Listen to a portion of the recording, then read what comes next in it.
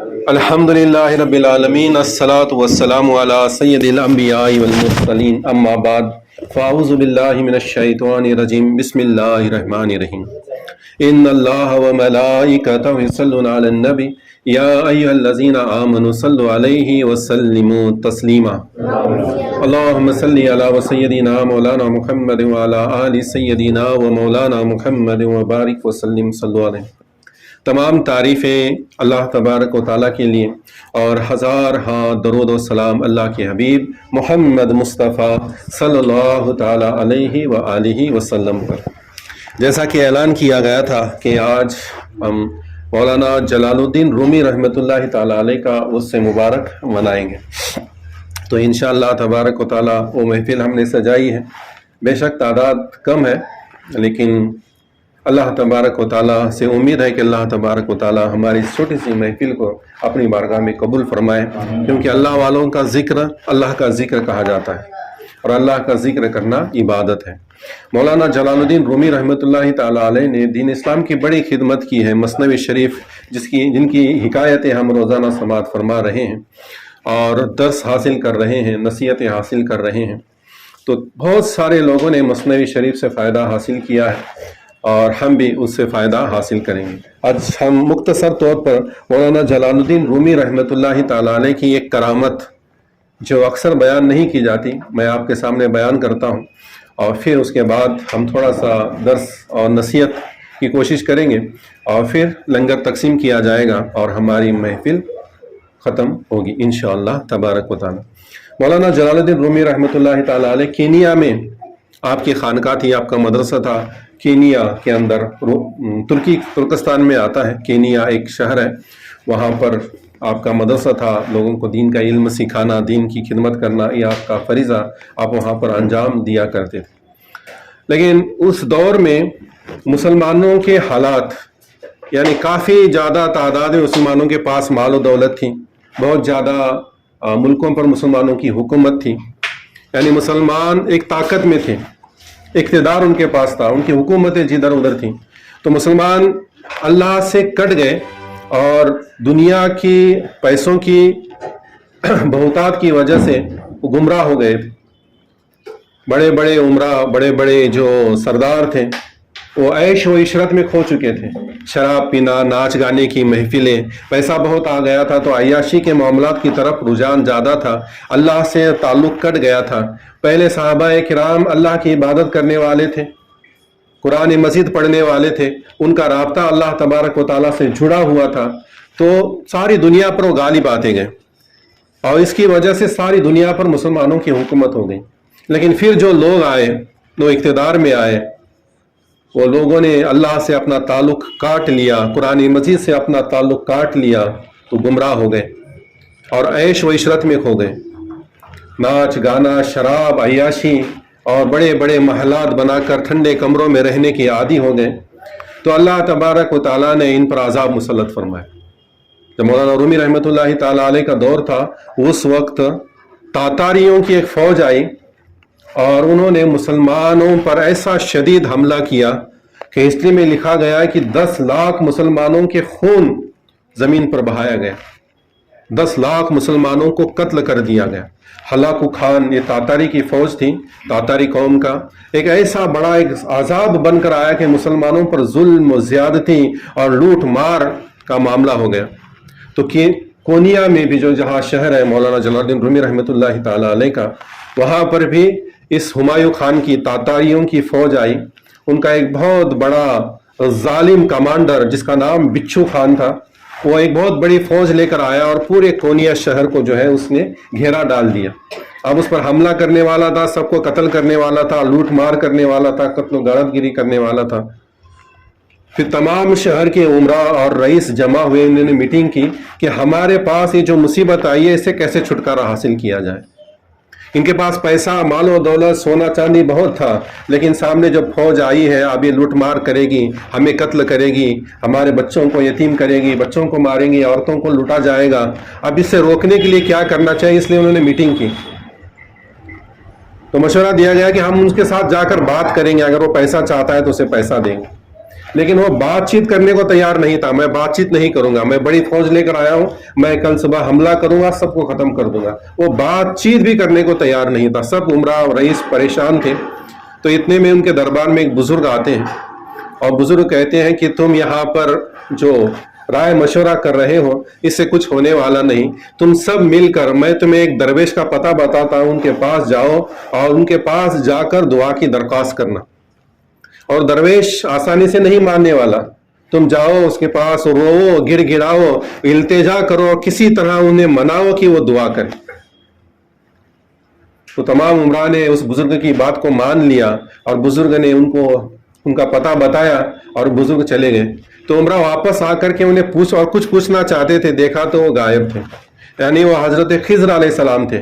انہوں نے آ کر انہیں راستہ بتایا کہ تم مشورہ کرنا اور یہ جو کر رہے اس سے کچھ ہونے والا نہیں. تم ایک بزرگ کا پتہ بتاتا ہوں, وہاں جاؤ, ان سے دعا کی درخواست کرنا. اور وہ بزرگ کون تھے؟ مولانا جلال الدین رومی رحمۃ اللہ تعالیٰ. تو تمام رئیس اور عمرہ مل کر ان کے مدرسے میں گئے اور جا کر ان سے درخواست کرنے لگے. تو مولانا جلال الدین رومی رحمۃ اللہ تعالیٰ علیہ نے سب کو ڈانٹ دیا. کہا کہ آپ میرے پاس کیوں آئے ہو؟ تم نے جس کی نافرمانی کی ہے اس سے جا کر معافی مانگو. تم نے اللہ کی نافرمانی کی ہے, تم نے شراب نوشی کر کے اللہ کی نافرمانی کی ہے, اللہ کی بارگاہ میں جاؤ, سجدہ ریز ہو جاؤ اور اللہ سے معافی مانگو. اب میرے پاس کیوں آئے ہو؟ تم نے گناہ کیا ہے, اپنے گناہوں کی معافی مانگو. سب لوگ واپس التجا کرنے لگے, گڑ گڑانے لگے کہ ہم معافی مانگنے کو تیار ہیں, استغفار کرنے کو تیار ہیں, گناہوں سے اپنے آپ کو بچانے کے لیے تیار ہیں. جو آپ کہیں گے ہم اس پر عمل کریں گے. آپ کہتے ہیں گناہوں کو چھوڑو, ہم گناہوں کو چھوڑیں گے, شراب نوشی کو چھوڑیں گے, عیاشی کو چھوڑیں گے, مسجد میں نماز پڑھنے والے بن جائیں گے, قرآن پڑھنے والے بن جائیں گے, لیکن آپ ہمارے لیے دعا کریں. تو مولانا جلال الدین رومی رحمۃ اللہ تعالیٰ علیہ فرماتے ہیں کہ میں کون ہوں دعا کرنے والا؟ مجھ میں ایسا کیا ہے کہ اللہ میری دعا کو قبول فرمائے؟ ہم سب اللہ کے بندے ہیں. اللہ اپنے گناہ گار بندوں کو بھی بات سن لیا کرتا ہے. تم سے مانگ کر تو دیکھو. آپ انہیں اللہ کی طرف اس حالت میں بھی اللہ سے جوڑنے کا آپ پیغام دے رہے تھے, پھر بھی لوگ گر گرا کر ان سے التجا کرتے ہیں کہ اب بہت بڑی مصیبت عام پڑی ہے, رات کے رات میں سب کچھ ہونے والا نہیں, ہم کل سے نمازیں شروع کر دیں گے, کل سے قرآن مجید کو پڑھنا شروع کر دیں گے, آپ کی نصیحتوں پر تو ہم کل سے عمل کریں گے, لیکن یہ آج رات کو آئی ہوئی مصیبت نہ ٹلی تو کل ہم زندہ بھی نہیں بچیں گے. اے مولانا رومی رحمۃ اللہ تعالیٰ علیہ, آپ کی نصیحتیں ہماری سر آنکھوں پر, لیکن اس آئی ہوئی مصیبت سے ہمیں چھٹکارا دلا دیں. آپ اللہ کی بارگاہ میں دعا کریں. اب جب التجا کی گئی تو مولانا جلال الدین رومی رحمۃ اللہ تعالیٰ علیہ سب کو لے کر اپنے ہاتھ میں ایک مسلح لیا بغل میں اور نکل پڑے اور تیز رفتاری سے جانے لگے. سب لوگ بھی ان کے پیچھے پیچھے چل دیے. آپ نے کسی سے کچھ نہیں کہا اور تیزی سے چلتے چلتے چلتے شہر کے باہر آ گئے. سب لوگ وہیں پر رک گئے کیونکہ سامنے تاتاریوں کی خونی فوج تھی. مولانا جلال الدین رومی رحمۃ اللہ تعالیٰ علیہ اس فوج کے سامنے آگے آگے بڑھنے لگے. تاتاریوں کی فوج کی ایسی دہشت تھی کہ انہوں نے جو حد مقرر کی تھی اس سے آگے کوئی شخص آتا تھا تو اسے تیر مار کر ہلاک کر دیا جاتا. لیکن مولانا جلال الدین رومی رحمۃ اللہ تعالیٰ علیہ بے خوف و خطر اس فوج کے سامنے کھڑے ہو گئے اور ایک اونچے ٹیلے پر مسلح بچھا کر اللہ کی بارگاہ میں سجدہ ریز ہو گئے. اب سب دیکھ رہے ہیں کہ اب کیا ہوگا. تو تمام تاتاریوں کی فوج سب نے اپنے تیر کمان نکالے تاکہ اس بزرگ کو یعنی مولانا جلال الدین رومی رحمۃ اللہ تعالیٰ علیہ جو نکل آئے ہیں انہیں تیر سے ہلاک کر دیا جائے. سب نے اپنے تیر کمان نکالی, لیکن ایسی رکت طاری ہو گئی کہ کوئی سپاہی بھی اپنی تیر کی کمان کھینچ نہ سکا.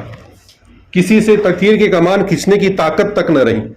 صرف ہاتھ میں کمان لیے کھڑے ہیں اور کسی کو بھی ہر کوئی کوشش کر رہا ہے کہ تیر کمان میں ڈالے اور کمان کھینچے, لیکن کمان کھینچنے کی کسی میں طاقت نہ تھی. جو گھوڑے سوار تھے وہ کہنے لگے کہ تم رہنے دو, تم سے نہیں ہوتا, تو ہم جاتے ہیں تلواروں سے اسے ختم کرتے ہیں. وہ تلوار لے کر گھوڑے پر سوار ہو کر آگے بڑھے تو زمین نے ان کے گھوڑوں کے پاؤں کو پکڑ لیا. گھوڑا حرکت کرنے سے عاجز آ گیا. گھوڑا ایک قدم بھی آگے حرکت نہیں کر سکتا. گھوڑوں کا شور و گول مچنے لگا. जो सवार था घोड़े को मार रहा है कि चल आगे चल, लेकिन घोड़ा जो है जमीन में इस तरह चिपक गया कि उसका कदम भी नहीं हिलता, सिर्फ उसके मुंह से आवाज निकल रही है, घोड़े की हिनहिनाने की आवाज से सारा आसमान भर गया। तो इनका कमांडर बिच्छू खान वो भी बाहर निकल आया और अपने पैदल सिपाहियों को कहा कि तुम जाओ और जाकर उसे खत्म कर दो।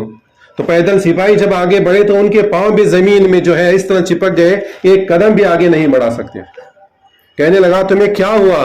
तो सब चिल्लाकर कहने लगे कि ऐ कमांडर, हमारे पांव जमीन ने जो पकड़ लिए हैं, हम हरकत नहीं कर सकते। सब तरफ शोर और गुल था। तो ये जो कमांडर था बिच्छू खान, वो एक अपने सिपाही के हाथ से उसकी कमान छीन कर लेता है, कहता है कि अब मैं निशाना लगाऊंगा। और उस कमांडर का निशाना ऐसा था कि वो तीर जो है सख्त पत्थर में भी अपना तीर पैवस्त कर सकता था, उसका निशाना कभी खाली नहीं जाता था। बहुत खूंखार और जालिम कमांडर था। उसने कमान ली और तीर लगाया और जोर से कमान खींची। किसी से कमान खींची नहीं जाती थी, तो इससे कमान खींची गई तो हंसने लगा, कहा लगाने लगा कि देखो मैंने तीर की कमान को खींच लिया है, अब मैं इसको मारूंगा। और जोर से उसने तीर चला दिया, लेकिन तीर आया और मौलाना जलालुद्दीन रूमी के दाएं बाजू से निकल गया। अब इसने दूसरा तीर निकाला, फिर तीर चलाया, फिर तीर आपके दूसरे बाजू से निकल गया। यानी तीर मौलाना जलालुद्दीन रूमी के करीब भी नहीं आ रहा था। और ये ऐसा निशानची था कि इसका निशाना कभी खाली नहीं जाता था। ये भी चिल्लाने लगा कि क्या हो गया मुझे आज कि मैं जो भी तीर चलाता था ठीक निशाने पर लगता था। आज मैंने कितने तीर चलाए लेकिन जो है निशाने पर नहीं लग रहा। उसने अपनी कमान अपने एक सिपाही के सर पर मारी और कहने लगा कि अब मैं अपने तलवार से का काम खत्म करता हूं। और जैसे ही आगे बढ़ा उसके भी पैर जमीन पर चिपक गए, वो भी हरकत नहीं कर सकता। जब ये हालत उसने देखी तो लरज बर अंजाम हो गया, डर गया। कहने लगा कि ये जो सामने जो शख्स खड़ा है वो कोई मामूली शख्स नहीं है, इसके सामने हमारी कोई हैसियत नहीं है। और वहीं खड़े होकर वो गिड़गिड़ाने लगा कि ऐ अल्लाह वाले, ऐ अल्लाह के बुजुर्ग, हम सबको माफ कर दे। हम तुम्हारे शहर को छोड़कर कहीं और चले जाएंगे, हम तुम्हारे शहर की तरफ नजर भी उठाकर नहीं देखेंगे। जैसे ही आप हमें छोड़ेंगे हम इसी वक्त यहां से निकल जाएंगे। वो रोने लगा, गिड़गिड़ाने लगा, इल्तिजाएं करने लगा। पहले ये हालत था कि उमरा और रईस उससे मुलाकात करना चाहते थे, बातचीत करना चाहते थे, वो बातचीत को तैयार नहीं था। और अब ये हालम है कि सिर्फ अकेले मौलाना जलालुद्दीन रूमी रहमतुल्लाहि ताला अलैह मुसल्ला बिछाकर सजदा रेज हो गए हैं। वो इससे मुखातिब भी नहीं है, वो अल्लाह की बारगाह में इल्तिजाएं कर रहे हैं। और यहाँ पर इस फौज का ये हालत है कि थर थर कांप रही है, अपने आप को आजाब में देख रही है और गिड़गिड़ाए रही है, इल्तिजाएं कर रही है कि खुदा राह में छोड़ दो। तो मौलाना जलालुद्दीन रूमी रहमतुल्लाहि ताला अलैह मुसल्ले से अपना सर उठाते हैं, अल्लाह की बारगाह में दुआ करते हैं, सब के सब छूट जाते हैं। और जैसे छुटे सब के सब जो है उसी वक्त जिस हालत में थे उस कोनिया के शहर को छोड़कर दूर भागने लगे और जाते हुए कहते थे कि इस सारे जगह पर एक बुजुर्ग की हुकूमत है, हम इसमें एक कदम भी रखेंगे तो हलाक हो जाएंगे। और सब दूर दूर भाग गए। ये मौलाना जलालुद्दीन रूमी रहमतुल्लाहि ताला अलैह की एक करामत थी जो मैंने आपके सामने बयान की। फिर जब मुसल्ला लेकर मौलाना जलालुद्दीन रूमी रहमतुल्लाहि ताला अलैह अपने मदरसे में आए तो आपकी आजीज़ी और इनकिसारी देखें कि उनका अमल क्या था। अपने मदरसे में आए, दरवाज़ा बंद कर दिया, अंदर गए, मुसल्ला बिछाकर फिर ज़ारो कतार रोने लगे कि ऐ अल्लाह तबारक व तआला तूने मेरी लाज रख ली। ऐ अल्लाह तबारक व तआला मैं क्या था कि मेरी बात, मेरी दुआ तो सुनता, लेकिन आज तूने मेरी दुआओं को कबूल कर लिया और आज तूने मेरी लाज रख ली, मैं तेरा शुक्र अदा करता। अजीज़ी और इनकिसारी के साथ रो रो कर दुआएं कर रहे थे। तो हमें इससे दर्स क्या मिलता है कि मौलाना जलालुद्दीन रूमी रहमतुल्लाहि ताला अलैह ने हमेशा अल्लाह की इबादत की है और लोगों को अल्लाह की इबादत की तरफ बुलाया। तो हमें भी चाहिए कि हम भी 5 वक्त की नमाज पाबंदी से पढ़ें, शरीयत की पाबंदी करें, कुरान मजीद से मोहब्बत करें और अल्लाह तबारक व तआला से दुआ मांगने वाले बन जाएं। मौलाना जलालुद्दीन रूमी रहमतुल्लाहि ताला अलैह ने उन रईसों को कहा था कि तुमने गुनाह किए हैं तो ये मुसीबत तुम पर आई है। हम अल्लाह की नाफरमानी करने लग जाएंगे, कुरान मजीद से दूर हो जाएंगे तो अल्लाह के आज़ाब में मुब्तला हो जाएंगे। आज़ाब सिर्फ ये नहीं कि दुश्मन की फौज हमारे सरहद पर आकर खड़ी हो जाए और तलवारें लहराने लगे। आज़ाब ये भी है कि हमारे घर में तंग दस्ती आ जाए। आज़ाब ये भी है कि हमारे घर में सब एक के बाद एक बीमार पड़ने लग जाए। عذاب یہ بھی ہے کہ گھر میں آپس میں جھگڑا فساد ہونے لگ جائے۔ یہ تمام باتیں آج ہمارے گھر میں نظر آتی ہیں کہ ہم ایک دوسرے کے ساتھ لڑنے لگے ہیں۔ بچے ماں باپ کا نہیں سنتے، ماں باپ بچوں سے پریشان ہیں، بیوی شوہر کا نہیں سنتی، شوہر بیوی کا نہیں سنتا، لڑائی جھگڑے ہیں، کوئی نہ کوئی بیمار ہے۔ بچے اچھی عادتوں کو چھوڑ کر بری عادتوں بری سنگتوں میں لگ گئے ہیں۔ یہ بھی تمام ایک عذاب کی قسمیں ہیں، اور کس وجہ سے آئی ہیں؟ اس وجہ سے آئی ہیں کہ ہم نے اللہ کی نافرمانی کرنا شروع کر دی ہے، نمازوں کو ترک کرنا شروع کر دیا ہے، قرآن مجید سے جو اپنا تعلق ہونا چاہیے تھا اس کو کٹ کر دیا ہے۔ اس وجہ سے تمام باتیں آ رہی ہیں۔ تو آج مولانا جلال الدین رومی رحمۃ اللہ تعالی علیہ کی نسبت سے یہ محفل سجائی گئی ہے، تو انہی کو گواہ بنا کر اپنے آپ سے ایک وعدہ کریں، اپنے آپ سے ایک ارادہ کریں کہ آج کے بعد میں اللہ کی نافرمانی نہیں کروں گا، آج کے بعد میں نمازوں کی پابندی کروں گا، آج کے بعد میں قرآن مجید پر عمل کرنے والا، اسے پڑھنے والا بن جاؤں گا، آج کے بعد میں حضور کی سنتوں پر عمل کرنے والا بن جاؤں گا، آج کے بعد میں شریعت کی پابندی کرنے والا بن جاؤں گا، اور تمام گناہوں کو، بری باتوں کو چھوڑ دوں گا۔ اور اس پر اگر تم عمل پیرا ہو گئے تو تمہارے لیے دنیا بھی سنور جائے گی اور آخرت بھی سنور جائے گی۔ بہرحال میں اللہ سے دعا کرتا ہوں کہ اللہ تبارک و تعالی ہم سب کو کہنے اور سننے سے زیادہ عمل کرنے کی توفیق عطا فرمائے۔ وما